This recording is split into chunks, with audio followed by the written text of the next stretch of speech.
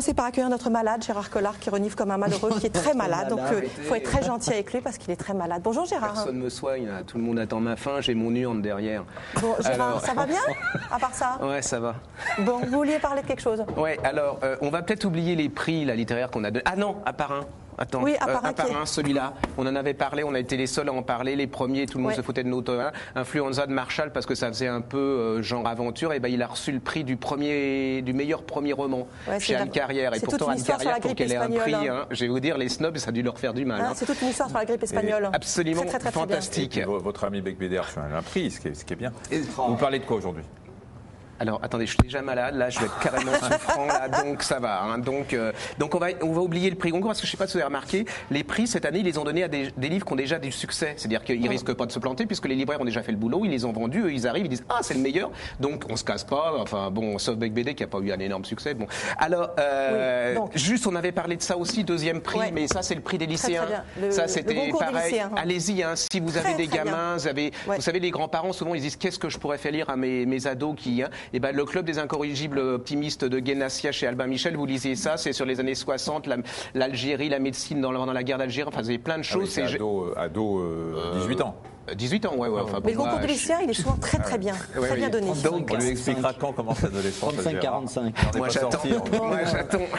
Et alors attendez, là on le fait quelques fois, on a absolument besoin de vous parce que juste sublime. C'est notre Goncourt. Oui, absolument. Je veux dire, si les gens du Goncourt avaient fait bien leur boulot, s'ils avaient fait autre chose que de se copiner, ça, c'est exceptionnel. C'est-à-dire que la fille, elle n'est pas connue du tout. Elle écrit en français. Elle est d'origine marocaine. Elle est française. Anne Carrière, hein.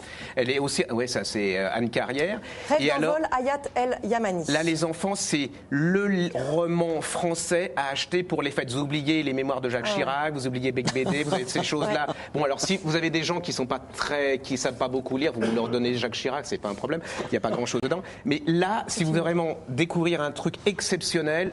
Rêve d'envol, mettez-vous la tête, Anne Carrière, on est au Maroc.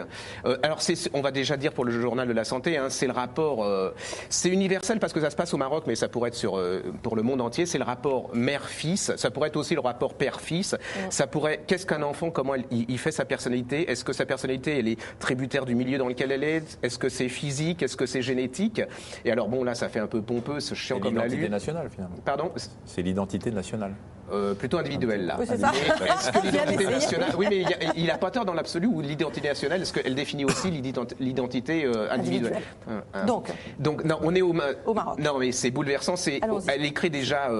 au scalpel, hein, c'est le vocabulaire, tout ça, c'est comme du Mozart, ça sent qu'il n'y a pas un mot de trop, c'est une évidence même. On est au Maroc, ils sont 5 frères, hein, alors chacun a un surnom, il y a Malchanceux, Chanceux, le Pacha et tout, et il y en a un qui s'appelle le Chanceux, il revient du Danemark où il est immigré, et comme on arrive au Maroc, et ben lui il a du fric, donc il vient le caïd du quartier, il offre des petits cadeaux à tout le monde. Le père, alors c'est terrible parce que le rôle du père est complètement effacé par cette mère et tout, et il décide d'emmener toute la famille à la plage pour se baigner et va arriver le drame, c'est-à-dire que le pseudo chanceux, il va se noyer, celui qui a la fortune, il va se noyer, et la mère, elle retrouve la nouvelle, et en même temps que cette nouvelle, il y a une lettre qui arrive en disant le chanceux, il a réussi son concours à la gendarmerie, donc ça veut dire fric jusqu'à sa fin de sa vie, fonctionnaire. Et la mère, comme ça, du but en blanc, elle va voir le malchanceux, le héros du livre, et elle va lui dire, c'est pas lui qui est mort, c'est toi. Et donc, on va remplacer, elle va lui donner sa carte d'identité, le faire part de décès, ça va être le nom du jeune héros, et il va plus savoir qui il est. Il va plus savoir qui il est. Il va rentrer dans l'école de gendarmerie. Ça va être quelque chose. Avec ses deux identités, il a la sienne et celle de son frère. Il a deux personnalités sur les épaules. C'est absolument atroce. C'est-à-dire que il est là. Déjà, il y a le rôle de la mère parce que moi, il est fasciné par cette femme. Il l'adore, il l'aime. Puis d'un côté, il y a un côté répulsion. On ne sait pas si elle l'aime ou si elle l'aime pas. C'est souvent bon. Et il ne sait plus qui il est. Donc là, et alors. Ce qui est terrible, c'est qu'elle l'appelle par le prénom de l'autre.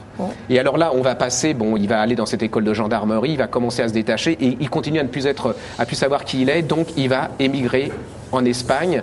Et là, c'est toute l'histoire de l'immigration. Alors, il y a tout le côté santé aussi, comment les gens, au niveau physique, s'en prennent plein la tête quand ils sont émigrés, quand ils sont personnes. Mais lui, ça lui satisfait parce qu'il ne sait plus qui il est. Et il va retrouver une carte d'identité. Et il va. Alors, il y a des phrases extraordinaires. C'est quand il va retrouver son identité. Oui, je vous en sublime. Oui, alors, pour en revenir, parce qu'il a pas. Voilà, pour en revenir, c'est-à-dire qu'on n'a plus le temps. Rêve d'envol, Aliat El Yamani chez Anne Carrière, il reste 2 minutes. C'est juste absolument.